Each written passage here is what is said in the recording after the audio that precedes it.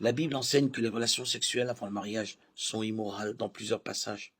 L'un d'eux est 1 Corinthiens 7:2 qui dit « Puisque l'immoralité sexuelle existe, que chacun ait des relations sexuelles avec sa femme et que chaque femme ait des relations sexuelles avec son mari. » Dans ce verset, le mariage est présenté comme le remède à l'immoralité sexuelle.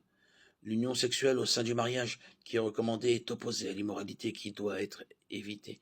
Ainsi, toute relation sexuelle en dehors du mariage est considérée comme immorale. Cela devrait inclure les relations sexuelles avant le mariage. Un autre verset qui présente les relations sexuelles avant le mariage comme immorales est Hébreux 13:4.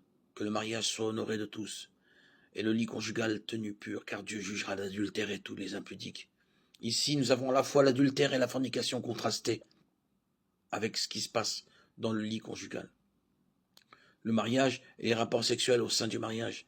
Et sur la base de ces passages, une définition biblique de l'immoralité sexuelle devrait inclure les relations sexuelles avant le mariage. Cela signifie que tous les versets bibliques qui condamnent l'immoralité sexuelle en général condamnent également les rapports sexuels avant le mariage.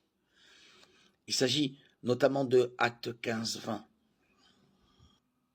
Qu'il leur soit écrit de s'abstenir des souillures, des idoles, de l'impudicité, des animaux étouffés et du sang. 1 Corinthiens 5:1, 6:13, 2 Corinthiens 12:21, Galates 5:19, Jude 1:7 et Apocalypse 21:8. Trop souvent, nous nous concentrons sur l'aspect récréatif du sexe sans reconnaître qu'il existe un autre aspect, la procréation. Les rapports sexuels au sein du mariage sont agréables et Dieu les a conçus. Ainsi, Dieu veut que les hommes et les femmes apprécient l'activité sexuelle dans le cadre du mariage. Le Cantique des Cantiques 4 et plusieurs autres passages bibliques tels que Proverbes 5:19 décrivent le plaisir du sexe.